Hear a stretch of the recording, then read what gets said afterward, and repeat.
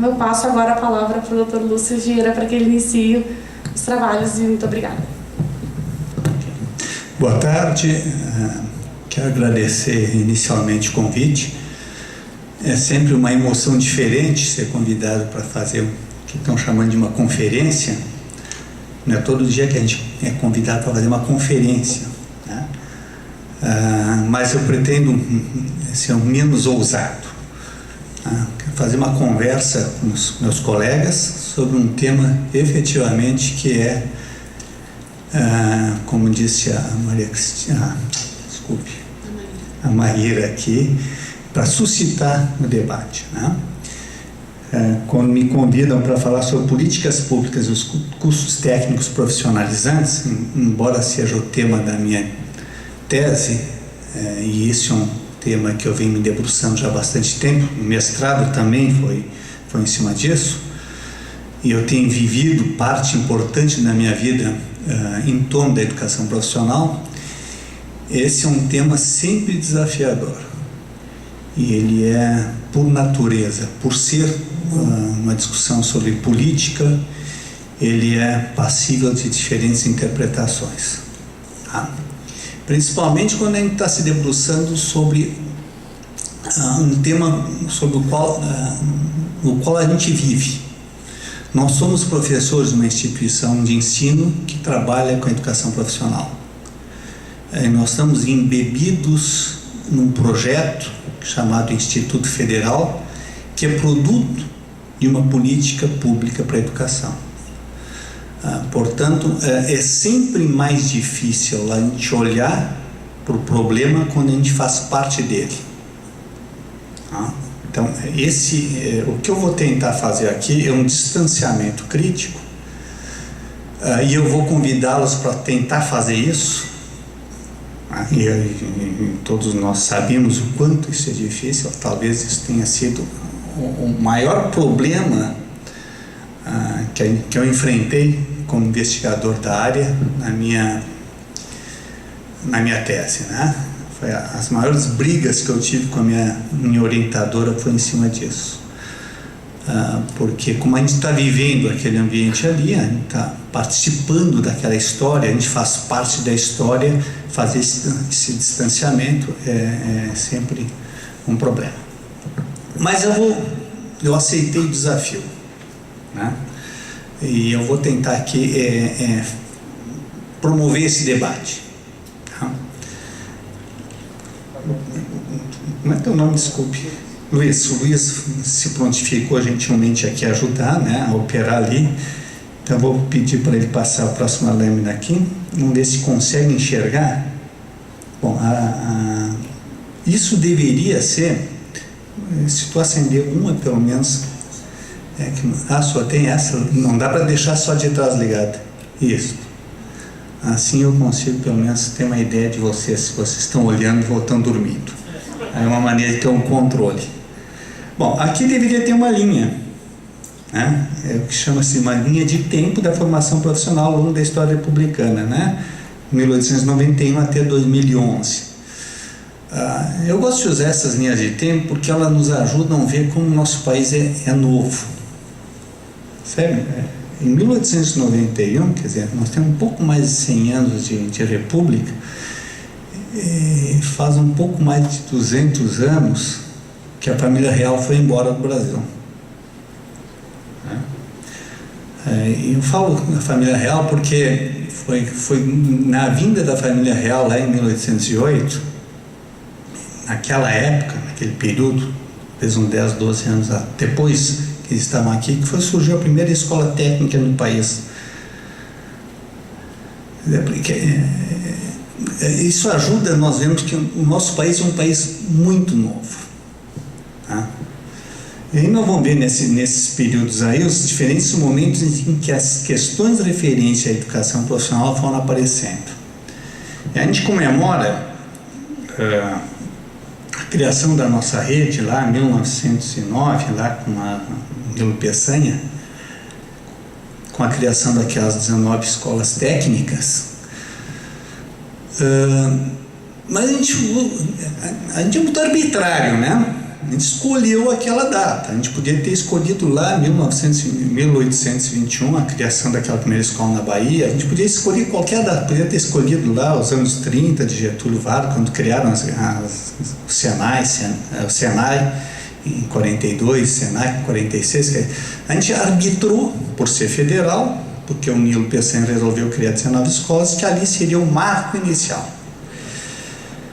É sempre bom lembrar que aquelas escolas do Nilo Peçanha não tem nada a ver com as escolas de agora. Na verdade, não tem nada a ver com nenhuma escola técnica que surge dos anos 30 para cá, nos anos 20 para cá. Eram escolinhas voltadas a jovens abandonados à própria sorte, órfãos, filhos das camadas mais pobres da população, no começo de urbanização, e eram da faixa de 10 anos de idade. Então fazia parte daquelas políticas compensatórias para tentar dar conta daquelas crianças que estavam abandonadas na rua. E aquelas escolas do Nilo Peçanha, é bom sempre lembrar que o Nilo Peçanha era o vice-presidente do Afonso Pena, que morreu. Então o Nilo Peçanha teve 1 ano e pouco. Das medidas que ele tomou, essa foi a menos significativa, a menos importante. Ele agiu em outras esferas muito mais, que ficou para a história muito mais marcado do que nessa. E o projeto dele, de 19 escolas, era para, com o tempo, todas elas serem estadualizadas. Ele fazia parte de uma ação política, como sempre faz, de tentar reduzir o poder de algumas castas, de alguns grupos políticos regionais, e aumentar o poder de outros. Quer dizer, eu crio uma escola em tal local, porque isso vai me dar maior influência política lá. Então, já lá em 1909, já existia isso, de usar esse instrumento público, que é a escola, para fazer essa política de inserção dos projetos partidários, projetos de governo, etc. e tal. Bom, então essa linha aqui que fica um pouco prejudicada, nós vamos ver que depois nos anos 30, 40, nós vamos ter os grandes marcos da educação, né? Em 1909 a gente pode dizer que é um marco, depois anos 30, ali 40, que nós vamos ter as leis orgânicas, depois nós vamos ter lá em 61, que é importante, 61 nós temos a LDB, mas em 71 é importante notar que aquela reforma da primeira LDB coloca a educação profissional dentro do cenário da educação geral do país, coisa que não estava, de forma integrada. Isso é reformado em 82, e depois nós vamos ter, no debate da LDB, a segunda LDB, a 394, nós vamos ver quanto isso é tensionado, esse debate é tensionado, e como a educação profissional, ela é marginalizada no processo. Podemos até avançar um pouquinho depois.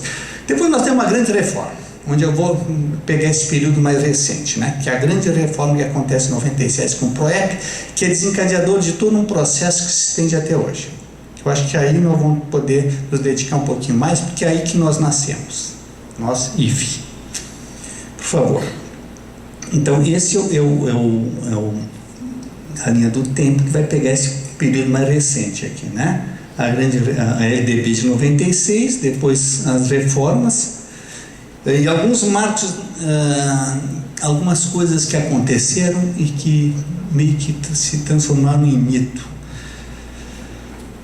Aí que eu vou pedir aquela licença, né? Ou licença não, aquele apelo para que a gente se afaste um pouquinho dos aspectos político-partidários para se ater mais nos aspectos políticos da educação profissional, para que a gente entenda o que estava em jogo, o que estava sendo implantado no país a partir dessa data.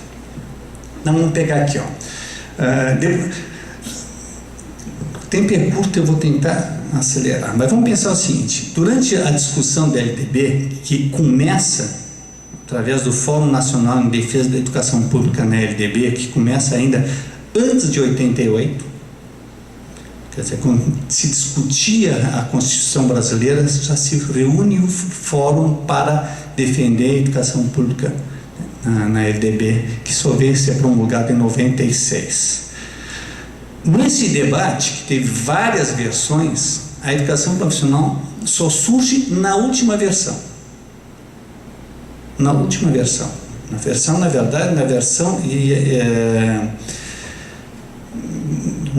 do Otávio Edício, quer dizer, na última versão que que acabou indo para, não chegou a ser votada porque foi substituída pela projeto do Senado. E ali no Senado, essa partezinha da educação profissional, ela foi tão mal discutida ou insuficientemente discutida que virou 4 capítulos para ser resolvido depois. Então, o Brasil tem uma dívida e tem uma dificuldade histórica para resolver a educação profissional. Se vocês pensarem assim, o ensino médio, o ensino básico nesse país, com todas as idas e vindas, existe assim, são formuladas políticas para ele, e que de certa forma elas têm prolongamento ao longo dos governos. Se vocês pensarem o ensino superior, com todas as idas e vindas, com todas as reformas que ele sofre, ele tem prolongamento ao longo dos governos. Parece que está estabelecido dentro da sociedade brasileira que o ensino básico e o ensino superior, eles têm que existir e existem dentro de determinados parâmetros aceitos socialmente. A educação profissional nunca conseguiu isso. Ela sempre foi, curiosamente, espaço de disputa político-ideológica sem nunca ter se resolvido. Ela sempre oscilou entre políticas compensatórias sem maiores consequências a promessas de grandes transformações sem nunca ter se completado esse ciclo. Mas vamos lá, eu vou passar aqui para a gente começar a avançar um pouquinho. Faz parte da política pública da educação profissional uma coisa chamada Plano Nacional de Educação, que o Plano Nacional de Educação era para entrar em vigor em 2010, para ser até 2020, ele entrou em vigor em 2014, quer dizer, como sempre no país, com bastante atraso, e ele foi antecedido, ou deveria ter antecedido por vários encontros nacionais. Alguns aconteceram, talvez alguns de vocês tenham participado de uma coisa chamada CONAI. Não sei se alguém ouviu falar na CONAI, participou de CONAI. Ouviu 1 dedo, 2 dedos, 3 dedos, 4 dedos, ponto. 4 dedos. Nesse universo, mais ou menos, dá a dimensão da participação popular na CONAI. Que nós estamos falando aqui entre professores para discutir educação. 4 levantaram o dedo. Mas os outros não precisam se culpar. É importante a gente ter essa percepção, o quanto a população brasileira efetivamente participa dos debates. Ponto 1. Segundo, o formato dos debates, efetivamente, eles são convidativos para a participação. Ponto 2. Então, se a gente pensar, esse CONAI que aconteceu agora, que deveria discutir o Plano Nacional de Educação como produto do debate nacional, quando é que o Plano Nacional de Educação foi aprovado? Foi aprovado em março do ano passado. Quando é que saiu a CONAI, que deveria aprovar as grandes linhas surgidas da discussão nacional? No final do ano passado. Ou seja, quase 8 meses depois de ter sido aprovado na Câmara Federal o Plano Nacional de Educação. Quer dizer, no mínimo há um problema de momentos, né? Quer dizer,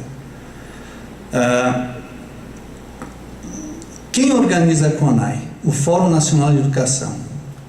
Quem é o Fórum Nacional de Educação? São as entidades da sociedade civil que se organizam para promover esse debate. Quem coordena o fórum? O governo. Então, quem é responsável pelo distanciamento entre o que acontece no espaço de discussão, de debate, onde é aprovada a lei, e o momento onde reúnem-se as entidades da sociedade civil para discutir e definir seus rumos. É o próprio governo que coordena o fórum. Resultado disso, bom, na minha opinião, bom, o fórum, frente a esse desencontro de datas, o que fez? Resolveu tomar a si a responsabilidade de coordená-lo. Quer dizer, o fórum hoje já não é mais coordenado pelo governo, passa a ser coordenado por uma entidade sindical, que é a CNTE, que é a Confederação Nacional de Trabalhadores em Educação, talvez uma das maiores confederações do mundo, certamente a maior da América Latina, que reúne os professores. Eles reúnem os professores da esfera estadual. Bom, o que está lá no PNE? Sobre o nosso caso específico da educação. Triplicar o número de matrículas até 2020, educação profissional. 50% na esfera pública. O que nós defendíamos dentro do fórum? Que fossem 80% da esfera pública. O que passou os 50%.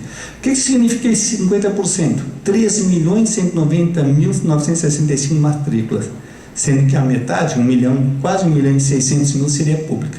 Isso é a meta até 2020. Isso significa 250% de ampliação. Em 13 anos crescemos 138%. Fundamentalmente nas formas concomitantes e subsequentes. A gente vai ver isso aqui depois. E o integrado, meu colega Lenir aqui vai falar depois. Por favor, vamos lá. Como é que tramitou isso lá?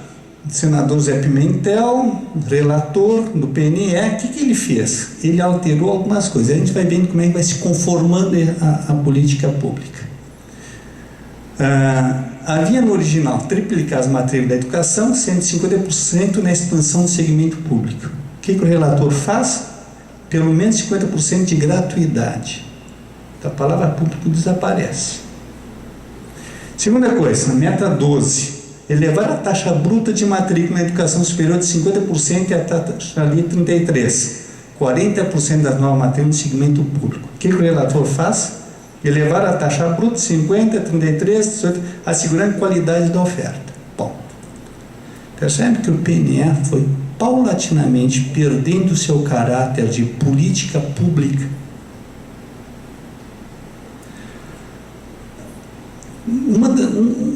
O que isso bem significa? Significar, que alguns autores falam depois e a gente vai aprofundar, é que paulatinamente, ou aceleradamente, a educação passa a ser um negócio. A exemplo de outros serviços públicos, a educação passa a ser um negócio, como qualquer outro. Assim como a saúde se transformou num negócio, né? Quem é que aqui que não tem um plano de saúde? Quem é que aqui que vive do SUS? Não sei se tem alguém aqui que não tenha plano de saúde. Porque a saúde virou um negócio. A educação também virou um negócio, né? A universidade brasileira é um negócio. Diferente da universidade argentina, que praticamente não existe universidade privada, no Brasil, a maior parte das matrículas fazem parte do negócio e educação. Isso está muito bem representado aqui, nas alterações que vão sofrendo a legislação. Se vocês pegarem a LDB, vocês vão ver que lá onde caracteriza escolas comunitárias, etc. e tal, ela foi paulatinamente sendo reformulada até virar uma empresa educacional, ou seja, comunitária é qualquer empresa educacional, um negócio de educação. Vamos adiante.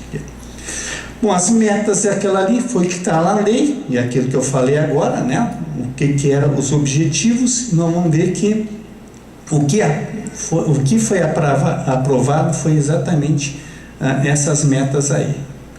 Mas vamos adiante aí, por favor. Bom, toda política tem que ter resultados. Os resultados estão aqui. Como é que evoluiu?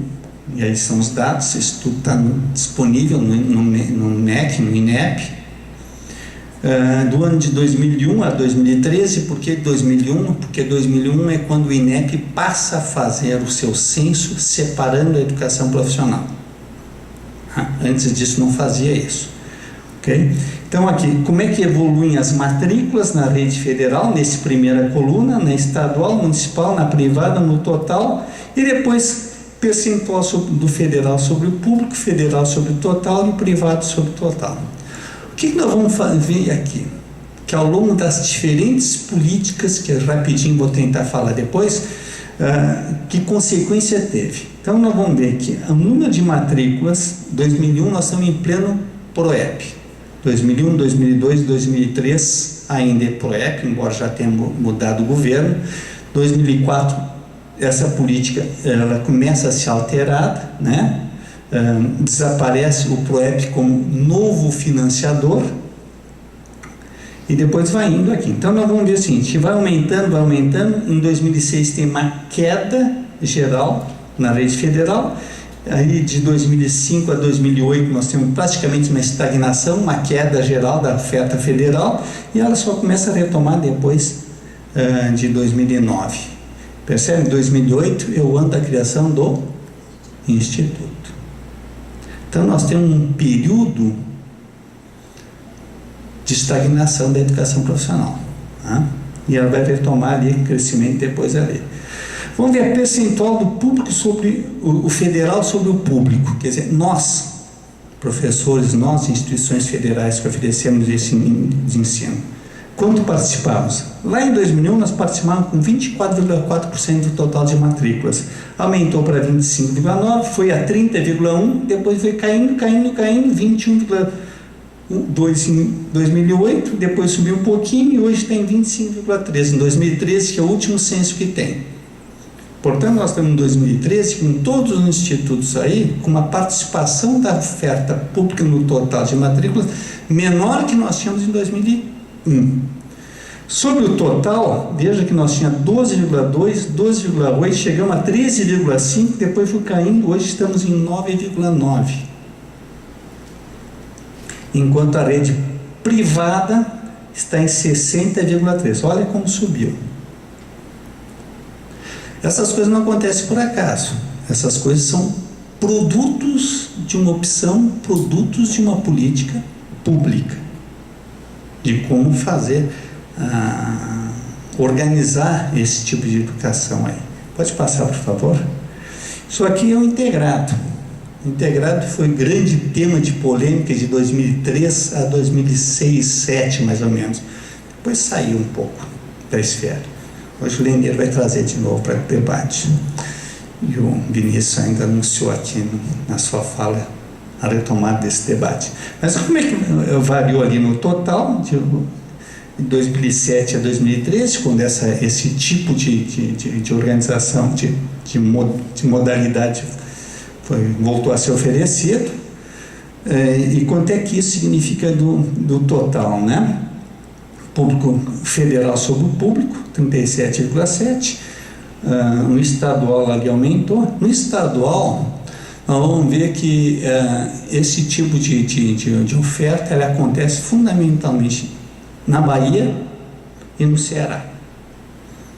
São os dois estados que oferecem bastante essa educação profissional. Não foram os primeiros. O primeiro foi o Paraná, cuja experiência não foi das melhores.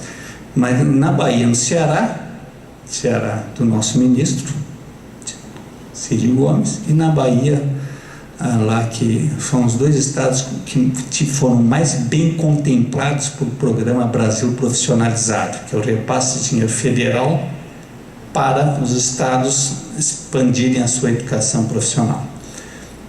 Por favor, vamos lá. Bom, o grande debate é isso. A quem se destinava a modalidade de ensino, de quem é essa responsabilidade pela oferta, a quem cabe o financiamento, qual é a relação educação profissional e ensino médio, e como é que deve ser organizado isso aí. Aqui tem grandes debates que daria para pegar cada um desses tempos aqui e fazer um seminário só para isso. Porque aqui vai estar o cerne dos debates que fizeram com que nós tivéssemos esses diferentes períodos aí. Vamos adiante aqui. Bom, quais são os períodos? Eu, quando fiz minha tese, eu trabalhei com 3 períodos.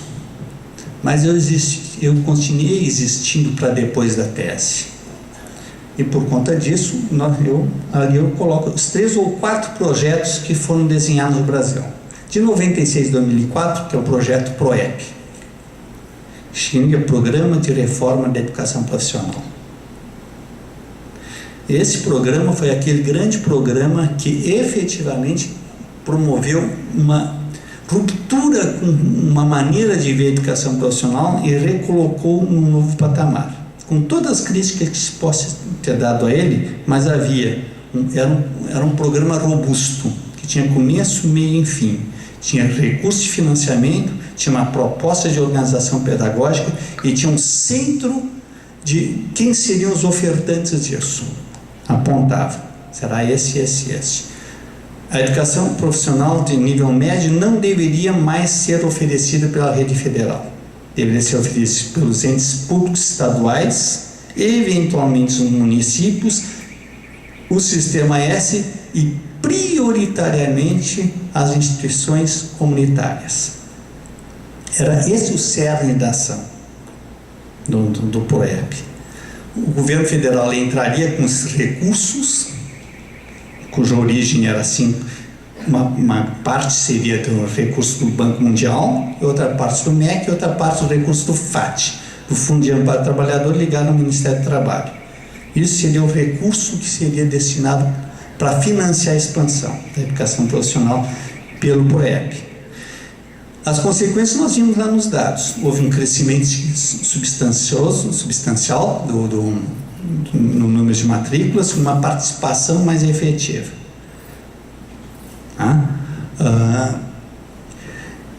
No entanto, como eu falei bem no início, as políticas públicas para essa área de educação profissional, elas não conseguem ter continuidade.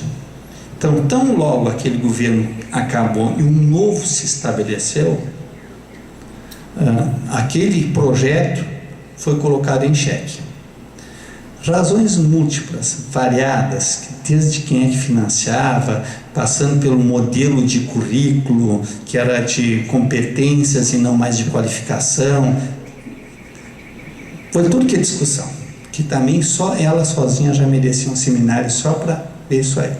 Foram feitas inúmeras conferências, encontros, debates para reformular aquilo que eles chamavam, que era o que fundava o PROEP, que era o decreto 2208. Foram inúmeros encontros. O último dele foi chamado Conferência Nacional de Educação Profissional Técnica e Tecnológica, que aconteceu em Brasília em 2006.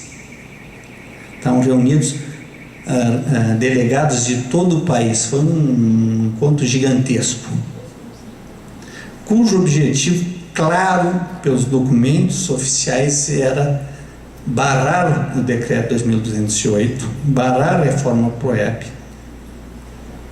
e, fundamentalmente, enquadrar a rede federal no novo projeto de educação profissional, que partia de uma visão única que deveria ser a educação profissional técnica integrada ao ensino médio. Infelizmente para alguns, felizmente para outros, o fato que aquela conferência, principalmente patrocinada por setores da rede federal, chamaram a atenção de que não deveria ser de pronto revogado o decreto 2208, que deveriam ser analisadas suas consequências, que deveriam ser analisados seus ganhos para fazer os ajustes necessários. Nós estamos em 2006. O que o governo faz em 2007? Melhor, ele faz lá em 2004.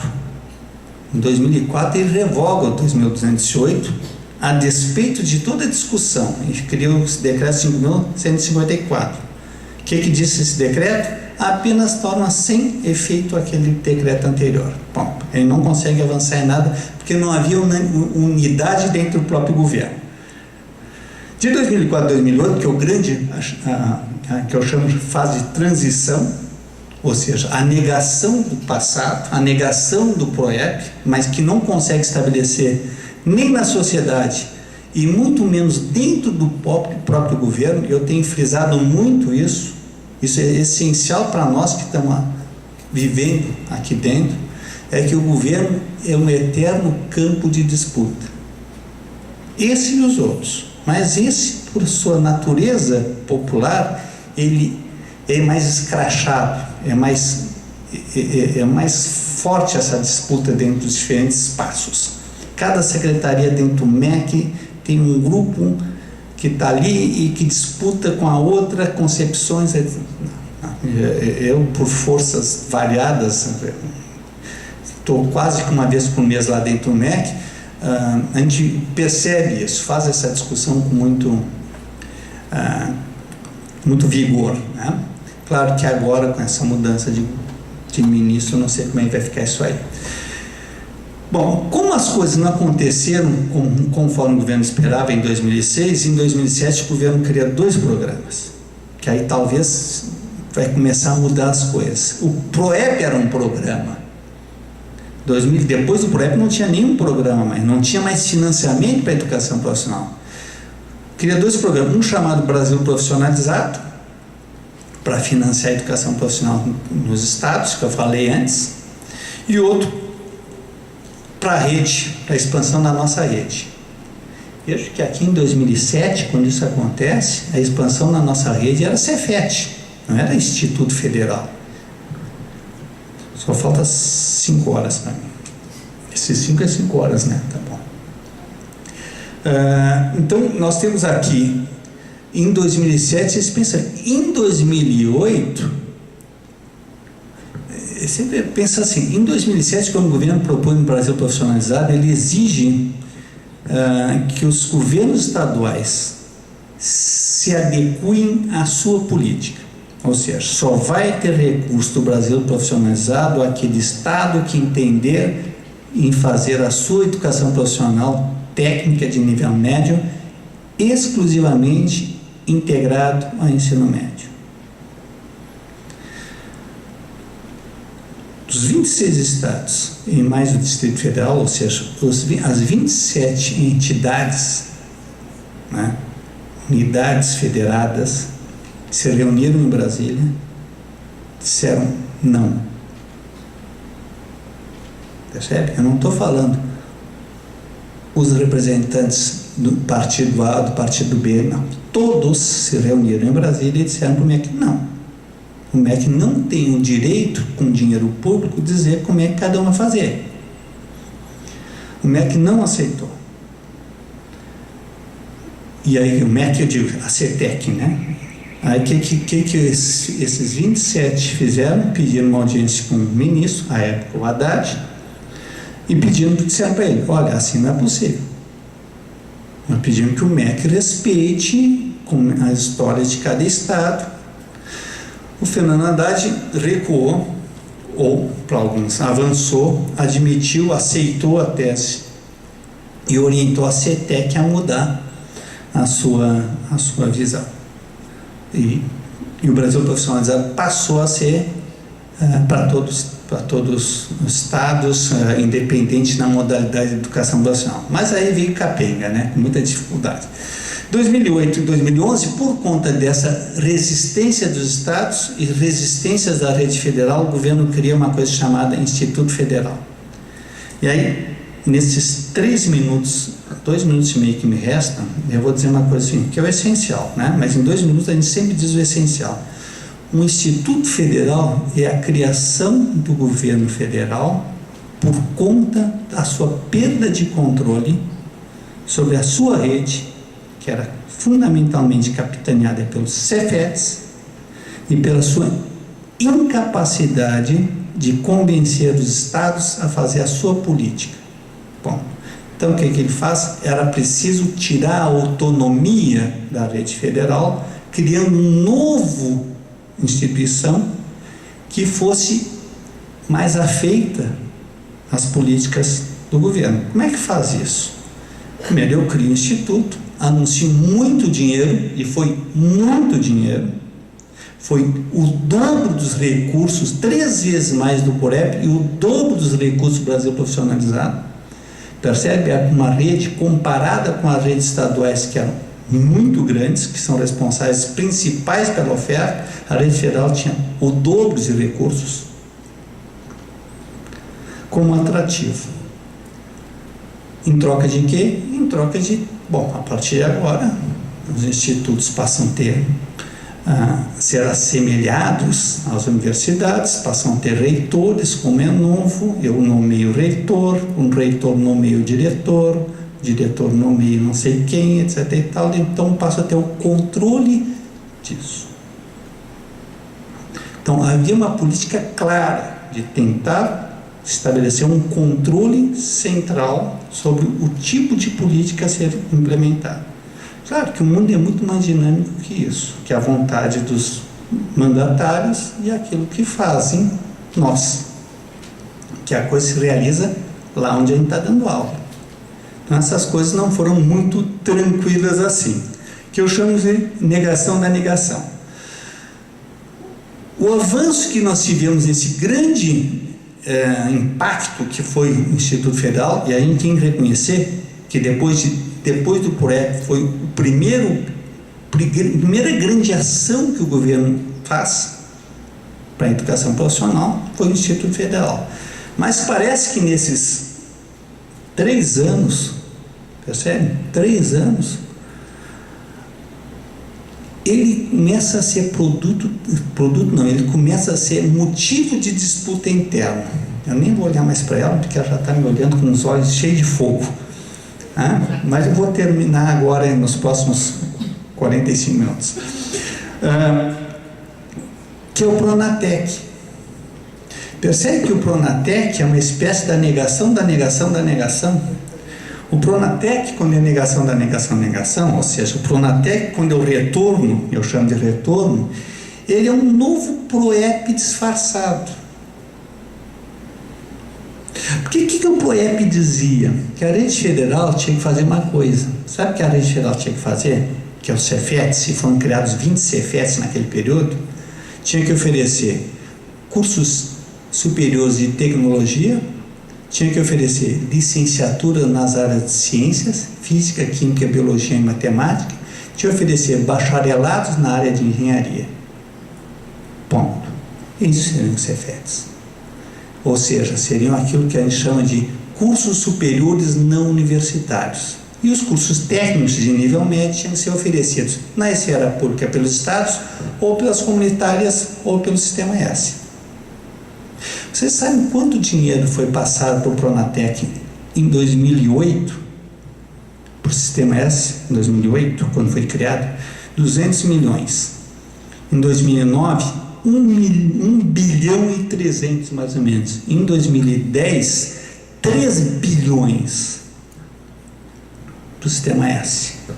Passa que eu estou ficando nervoso já.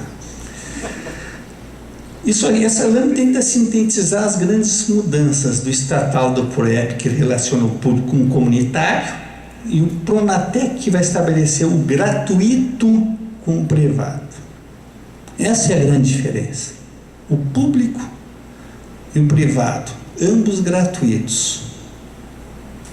Só que o gratuito isolado do público é o gratuito do repasse do dinheiro público ao privado. Ou seja, é financiar o negócio da educação. Vamos adiante. E vão encerrando aqui assim. E aí nós temos 2 tipos de privatização. Eu juro que eu termino em 3 minutos, tá? Que eu chamo assim de privatização endógena e exógena. A endógena é aquilo que... A exógena é mais tranquilo, é aquilo que eu transfiro a educação para que terceiros façam. Empresas privadas façam. Eu transfiro o serviço público, né? Lembra que agora há pouco estava tramitando um projeto de lei no ano passado que fazia isso, né? Cujo método, o método para as duas, a meta é aquele público-alvo aqui. São 20 milhões de jovens que saem do ensino médio que não estão na universidade. É um contingente maravilhoso para ganhar dinheiro. E a endógena é essa terceirização dentro do serviço público nosso. Nós fazemos isso. Nós no Instituto fazemos. Lá no meu campus, em Porto Alegre, nós fazemos. Aqui em Osório não sei se fazem. O Sertão faz, que eu já sei. O Sertão é tom de fazer endogenia. O que é isso aí? Eu, por exemplo, vou fazer aqui em Osório. Fazer de conta, eu não sei como é que é Osório aqui. Mas digamos o seguinte, Eu vou oferecer aqui um curso de qualificação de 160 horas de como fazer melado. Mas não temos ninguém que faça melado aqui, nenhum professor trabalha fazendo melado aqui. Tem que chamar alguém lá de Maquiné, não sei o que. Então chama alguém de Maquiné. Chama. Aí o cara vai dar um curso aqui de melado, que é um professor terceirizado, que vai dar tantas horas de aula. Aí chama um outro, não sei de onde, lá de Riozinho, outro ali de Barra do Ouro, né? Outro lá de Tramandaí, pega 4 professores, um nosso, para coordenar, e dá o curso, dá o diploma, o Instituto Federal confere o diploma aqui, tal e coisa, de técnico qualificado em melado. Então, ganha um dinheirinho, pagou, vai embora, acabou. Quer dizer, eu estou usando a estrutura pública para oferecer um serviço privado. É de graça? É de graça. E é bom que seja de graça, é excelente, olha, maravilha, eu sou aluno, pobrezinho, coitadinho de mim, chego lá, ganho uma bolsa, ganho passagem e ganho comida. Como é que alguém pode ser contra isso? Vamos fazer a interrogação. A questão é ser contra isso ou discutir o modelo. Tem um curso aí, por favor, vamos adiante. Para encerrando aqui. Então, as questões que estão em disputa são as concentrações do que a gente quer, passadinho para terminar, o tipo de sistema, vamos embora para a gente dar financiamento, etc. e tal. Isso aqui é um quadro que depois eu posso até deixar para vocês, né? Como é que foram se transformando as coisas, aumentando ou diminuindo as autonomias. Lembra que 3 Cefetes, os mais antigos Cefetes do Brasil, que é o Cefetes do Paraná, de Minas Gerais e do Rio de Janeiro, se negaram a se transformar em Instituto Federal. O do Paraná conseguiu se transformar em Universidade Tecnológica, os outros 2, Minas e Rio, pediram para transformar em Universidade Tecnológica, o governo federal barrou. Não pode, ou vira IFE, Instituto Federal, ou não vira nada. E olha, segue aqui. Isso eu sempre gosto de pensar, né? O sujeito como centro das coisas e a escola como aquela que é capaz de fazer a mediação do sujeito com o trabalho por diferentes caminhos, pela qualificação e o trabalho com sobrevivência, ou pela cidadania e o trabalho adquirindo valor de vida. Mas esse é um outro tema aqui. Bom, essa é a última lâmina. Está feliz da vida. Eu só queria chamar a atenção o seguinte, nós aqui professores do Instituto, né? Nós aqui professores do Instituto, o que nos resta fazer? É bom saber quais são as tendências. Sempre difícil, final do governo, começo de outro, crise anunciada, crise política, crise de credibilidade, crise inflacionária, etc. e tal. Eu estava vindo para cá agora pela Fluei, dirigindo meu carrinho, ouvindo a rádio, e estava ali o presidente do Sinep é o sindicato dos proprietários de escolas privadas, falando sobre 2 coisas. Uma é o FIES, que o governo só vai permitir que reajuste na ordem de 6, alguma coisa por cento, o cara dizendo assim, o que vai acontecer? Grande parte das instituições privadas vão deixar de oferecer. Eu duvido muito, né? Mas o que mais me chamou a atenção foi o seguinte, sobre o Pronatec. Desde outubro do ano passado que o governo não passa mais dinheiro do Pronatec para as escolas privadas. 5 meses sem dinheiro. Acabou. Fecharam a torneira. Secou. O segundo volume morto do dinheiro fechou. Isso é grave. Porque isso... eu acho que não é retaliação, eu acho que não tem dinheiro mesmo, Mas eu queria chamar a atenção de uma última coisa aqui. Por isso que eu falo que é o retorno do retorno. As nossas instituições, por mais que tenha na lei que 50% da oferta das vagas devem ser de ensino técnico de nível médio, tudo que a gente tem feito nos últimos tempos é feito cursos superiores de tecnologia, licenciaturas, pós-graduações, etc. e tal. Lenir vai poder falar sobre lá o Sertão, que é a capital, segunda capital do Rio Grande do Sul, maior número de doutores per capita. Uma cidade tem o quê? Passa de? Longe de 6 mil. Tem 1.800 alunos na escola, a cidade tem um pouco mais de 6 mil habitantes. Mas é legal isso aí. Mas, de qualquer maneira, o que é importante a gente pensar? Quais são as tendências que estão se aproximando, estão se colocando para o Instituto? Cada vez mais a nossa instituição será uma instituição de oferta de ensino superior não universitário. A última escola de ensino médio federal que existia nesse país chamava Escola Dom Pedro II, no Rio de Janeiro. E ela foi transformada em Instituto Federal no ano passado. Por quê? Porque o governo desistiu. O governo não está, quer dizer, está voltando àquilo que seria os reversos, ou seja, uma espécie de retorno ao leito original. E isso não tem outra razão senão perceber que a grande demanda que está colocada, em primeiro lugar, que o Estado federado, país, não tem como. Isso foi uma conversa que eu tive direto com o secretário da Educação Profissional. Ele disse, o Brasil não tem como atender mais do que 10% da oferta total ou 20% da federal, da pública. Nós sabemos disso. Ou os estados assumem ou não tem como. Ponto. Então, esse é o que nós temos que perceber. Segundo, há uma gigantesca demanda por cursos superiores de tipo não universitário. Essa é a demanda da sociedade. E é para isso que nós temos que nos voltar mesmo. E sem vergonha de ter essa educação. Afinal de contas, ninguém investe um monte de dinheiro para formar doutor. Não é para dar qualificação profissional de nível médio. Aí não precisa. Aí ser doutor atrapalha. Então ninguém faz isso de ser consciente se não estiver lá no norte pensando isso. Muito obrigado, desculpe o puxado da hora, já passei sem... não, como que é boazinha, esse relógio dela funciona muito devagar. Muito obrigado.